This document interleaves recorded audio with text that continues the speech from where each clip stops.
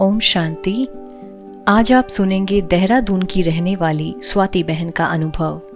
वो आज हमें अपना एक बहुत ही प्यारा सा अनुभव सुनाने जा रही हैं। स्वाति कहती हैं कि इस अनुभव ने उन्हें बहुत प्रेरणा दी है और वो चाहती हैं कि आज सभी भाई बहन उनका यह अनुभव सुने और इस बात का पक्का निश्चय कर लें कि सच्चे दिल से की गई पुकार कभी खाली नहीं जाती। बहुत से भाई बहन ये कहते हैं कि हम भी तो बाबा के ज्ञान में बहुत सालों से हैं, लेकिन हमें तो कभी कोई अनुभव नहीं हुआ। क्या बाबा हमें प्यार नहीं करता? तो उन सभी भाई बहनों को ये जान लेना चाहिए कि सही समय और बाबा पर जब तक पूरा भरोसा ना हो तब तक आप बाबा की टचिंग महसूस नहीं कर सकते। तो आइए सुने स्वाति बहन का अनुभव और जानें कि बाबा कब और कैसे मदद का हाथ बढ़ाता है। ओम शांति। मेरा नाम स्वाति है और मैं देहरादून से हूँ और आज मैं आप सबके साथ अपना एक अनुभव शेयर करने जा रही हूँ कि कैसे बाबा ने मुझे मदद किया और बहुत ही अच्छा अनुभव कराया। जब सारे रास्ते बंद हो जाते हैं तो भगवान कैसे अपने बच्चों को मदद करता है, ये आप इस अनुभव से जानेंगे। और जिसका साथी हो भगवान, उसका क्या करेगा आंधी और तूफान या जीवन की कोई भी परिस्थिति उसको हरा नहीं सकती। ये इस अनुभव से जानेंगे। ओम शांति। स्वाति का पूरा परिवार बहुत सालों से ज्ञान में है। बात 2018 के नवंबर मास की है। स्वाति को घर के पास वाले सेंटर की तरफ से मौका मिला था मधुबन जाने का। वो मास था मधुबन में बाबा मिलन का, तो उनका रिजर्वेशन 3 महीने पहले ही हो गया था। स्वाति बहुत खुश थी क्योंकि हर आत्मा को यह मौका नहीं मिलता कि वो बाबा मिलन का हिस्सा बन सके। तो स्वाति ने 1 साल पहले से ही अपने मन में इस बात की गांठ बांध ली थी कि उन्हें 1 साल के अंदर मधुबन जाना है और बाबा मिलन का हिस्सा बनना है। यूं तो 2018 में बाबा ने आना बंद कर दिया था, पर वो कहते हैं ना, बाबा अपने बच्चों को आज भी वही भासना देते हैं जो पहले अव्यक्त बाबा मिलन के समय दिया करते थे। तो आखिर वो समय आया और 11 नवंबर को स्वाति और उनके सेंटर के सभी लोगों को देहरादून से निकलना था आबू के लिए। लेकिन हुआ यूं कि 10 नवंबर की शाम को स्वाति के कॉलेज से सभी बच्चों के लिए एक नोटिस मैसेज के द्वारा आया। स्वाति जिस कॉलेज से पढ़ाई कर रही थी वो एक गवर्नमेंट कॉलेज था। कॉलेज से मैसेज आया कि 13 नवंबर से बच्चों के इंटरनल एग्जाम्स शुरू हो रहे थे। इस मैसेज को पढ़ते ही स्वाति को बहुत झटका लगा क्योंकि उन्हें 11 नवंबर को आबू के लिए निकलना था और 13 नवंबर से कॉलेज के एग्जाम्स शुरू हो रहे थे। स्वाति ने किसी से कुछ नहीं कहा और बाबा के सामने जाकर बैठ गई और आंखें बंद कर दिल ही दिल बाबा को याद किया और बाबा से कहा, बाबा आपको तो सब कुछ पहले से ही पता था ना, तो आपने फिर मुझे ये खुशी क्यों दी जब आपको मुझे आबू बुलाना ही नहीं था? आपने मेरे साथ ये खेल क्यों खेला? और स्वाति बाबा के सामने बैठकर बहुत जोर जोर से रोने लगी। स्वाति ने फिर यह बात जाकर अपने माता पिताजी को बताई कि अब मैं क्या करूं। उनके माता पिता जो खुद भी ज्ञान में हैं, उन्होंने स्वाति को शांत किया और कहा, तुम जो भी निर्णय लो बहुत शांत मन से लो, हमें तुम्हारा निर्णय स्वीकार होगा। और इस तरह इन सब बातों में रात के 8 बज गए। स्वाति घर के पास वाले साइबर कैफे गईं अपनी आबू की टिकट कैंसिल करवाने के लिए। तो यहाँ भी एक वंडर हुआ। स्वाति जिस साइबर कैफे में गई थी अपना टिकट कैंसिल करवाने, वो काफ़ी बड़ी और फेमस शॉप है जो ज़्यादा देर रात तक खुली ही रहती है। लेकिन उस दिन ना जाने क्यों वह साइबर कैफे 8 बजे ही बंद हो गई थी। तो इस तरह स्वाति बिना टिकट कैंसिल करवाए ही अपने घर वापस लौट आई और सोचने लगी कि अब क्या किया जाए।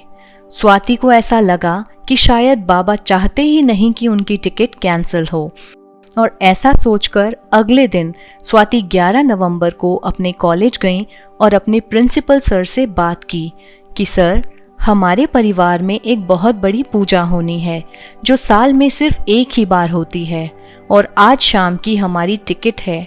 मेरे परिवार के सभी लोग जा रहे हैं, बताइए मैं क्या करूं, क्योंकि एग्ज़ाम तो 11 नवंबर से शुरू हो रहे हैं। तो जब मैं अपने प्रिंसिपल ऑफिस गई और मैंने वहाँ पे अपने प्रिंसिपल सर से बात की, मैंने कहा सर मैं एग्ज़ाम तो दे नहीं पाऊँगी, तो क्या मैं मेडिकल दे सकती हूँ? तो सर ने कहा मेडिकल तो एप्लीकेबल नहीं होगा, और क्योंकि आपके इंटरनल एग्ज़ाम्स हैं तो ये देना बहुत ही कंपलसरी है, और एक्सटर्नल होते तो आपके पास चांस था कि आप दोबारा दे सकते थे, बट क्योंकि इंटरनल है इसमें अलग से आपको अपीयर होना बहुत इम्पॉर्टेंट है, नहीं तो आपका साल बर्बाद हो जाएगा। और जैसे ही मैंने उनकी ये लाइन सुनी साल बर्बाद हो जाएगा, तो मैं डर गई और मुझे बहुत फिर मैं बाबा से बात करने लगी कि बाबा मैं क्या करूँ। तो मैं उसी समय वहाँ से जा कर के ग्राउंड में बैठ गई अपने कॉलेज के, और वहीं पर मैंने साइलेंस में बैठ के बाबा को याद किया। तो जब मैं बाबा को याद कर रही थी तो मुझे पॉइंट जो बुद्धि में बाबा ने टच किया वो था कि बच्चे हिम्मत का एक कदम तुम्हारा तो मेरे 1000 कदम मदद के बाबा के मिलेंगे। तो ये मेरे को जो पॉइंट याद आया तो मुझे समझ में आया कि पहला हिम्मत का कदम तो मुझे बढ़ाना होगा ना, तब बाबा 1000 कदम बढ़ाएंगे। तो फिर मैंने सोचा कि हाँ मुझे करना ही है, मुझे जाना ही है। दूसरा मुझे मुरली का पॉइंट याद आया, बाबा कहते हैं निश्चय बुद्धि विजयंती संशय बुद्धि विनश्यंती। तो निश्चय हम किस पर कर रहे हैं? हम भगवान पे निश्चय कर रहे हैं ना, तो फिर विजय तो हुई पड़ी है।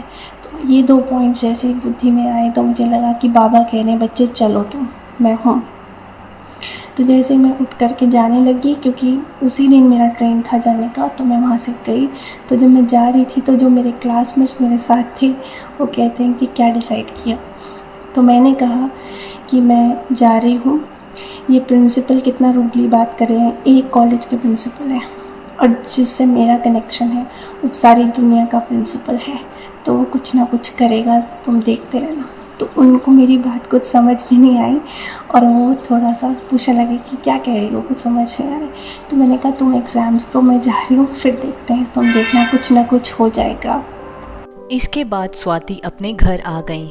घर के बिल्कुल प्रवेश द्वार पर बाबा की एक फोटो स्वाति के घर पर लगी हुई है, जिस पर लिखा है बच्चे तुम चिंता क्यों करते हो, मैं बैठा हूँ ना। उसे देखते ही स्वाति के मन से जैसे सारा बोझ उतर गया। स्वाति बिना एक पल गंवाए सीधा अपने कमरे में गई, अपने बैग उठाए और बाबा के सामने खड़ी होकर बोली, बाबा मैं आ रही हूँ आपके पास। और 11 नवंबर की शाम की अपनी ट्रेन से स्वाति आबू के लिए निकल गई। फिर मैं 12 को वहाँ पहुँची आबू। तो वहाँ जा कर के 20-25 हज़ार अपने ब्राह्मण बच्चों को देखकर इतनी शांति और कैसे सब कुछ सुचारू रूप से चल रहा था, देख कर के इतनी खुशी हुई कि बाबा को थैंक्स ही निकला दिल से कि कितनी शांति और इतना आनंद, मज़ा आ रहा था वहाँ पे। बाबा इतना अच्छा अनुभव करवा रहे थे। तो उस सब के बीच में मैं अपने एग्ज़ाम्स का जो टेंशन था वो भूल गई कि कुछ था भी और कुछ होना भी है अभी आगे। तो ऐसे खुशी में, आनंद में ये 12 तारीख भी निकल गई। अब आई 13 तारीख। तो 13 से मेरे एग्ज़ाम्स थे। तो 13 तारीख को सुबह से ही मुझे बहुत अजीब सा हो रहा था, डर सा लग रहा था अंदर से। तो सुबह मैं अमृत वेला करने बाबा रूम में गई, बाबा से बात की और बाबा से कहा बाबा मुझे थोड़ा डर लग रहा है, और बाबा के चित्र की तरफ देख करके बाबा से बात की कि बाबा क्या प्लान्स हैं आपके, आप क्या करोगे। हाँ, तो बाबा जैसे कि मुस्कुरा रहे थे और कह रहे थे बच्चे तू चिंता मत कर, मैं हूँ, मैं देख लूँगा। तो देख करके मैं निश्चिंत हुई और फिर मैंने मुरली क्लास की, ब्रेकफास्ट किया और फिर मैं अपने रूम में गई। जब मैं अपने रूम में गई हूँ और वहाँ मैंने अपना फ़ोन चेक किया तो उसमें जो मेरी मम्मी हैं उनके 2 मैसेजेस थे। तो वो पहला मैसेज ये था कि तुम अब निश्चिंत रहो और जाकर बाबा को थैंक्स करो, और दूसरा मैसेज जो था उसमें एक फ़ोटो थी जो न्यूज़पेपर की एक कटिंग थी, वो उन्होंने सेंड की थी। जैसे ही मैंने उसको देखा तो मेरे तो खुशी का ठिकाना नहीं रहा, बिल्कुल मेरे को बहुत ही आश्चर्य हुआ कि ये कैसे क्या हो गया करके।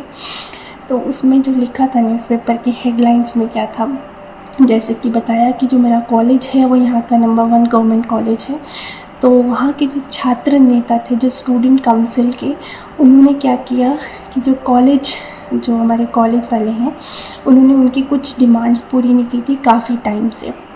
तो उन लोगों ने, स्टूडेंट्स ने क्या किया, काउंसिल वालों ने, उन्होंने वो स्ट्राइक पे बैठ गए, धरने पे बैठ गए और उन्होंने अपनी स्टेटमेंट ये दी कि जब तक हमारी सारी डिमांड्स पूरी नहीं होंगी हम कॉलेज की किसी भी एक्टिविटी को आगे चलने नहीं देंगे।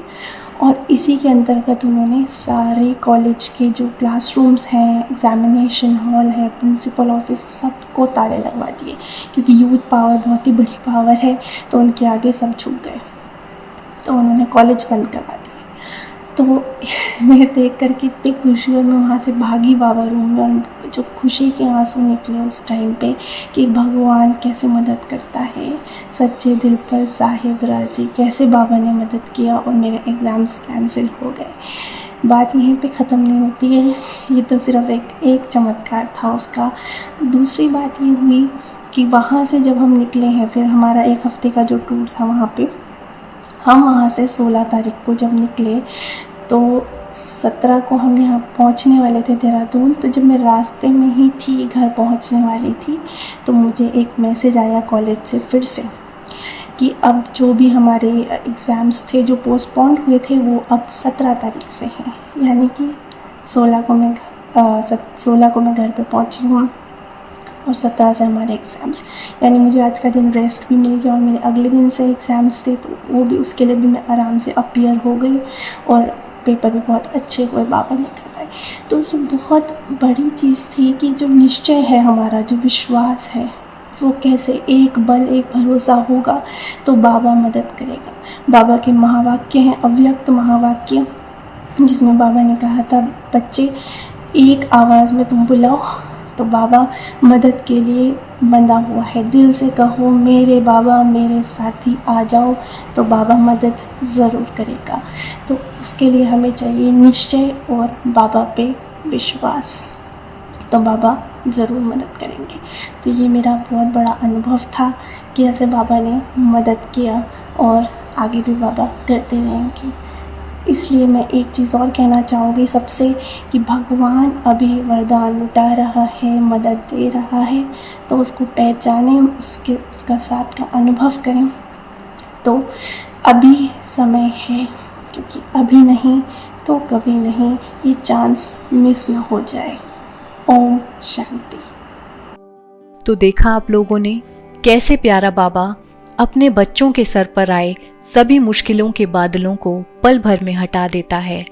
तो अगर आपको ये वीडियो पसंद आया है तो कृपया इस वीडियो को लाइक, कमेंट और शेयर करें। और साथ ही आप अपने इस चैनल पर अनुभव के साथ साथ क्या अलग देखना चाहते हैं, कृपया हमें कमेंट बॉक्स में कमेंट करके बताएं, हमें बहुत खुशी होगी। तो जल्द हम फिर आपसे मिलेंगे एक और नए अनुभव के साथ।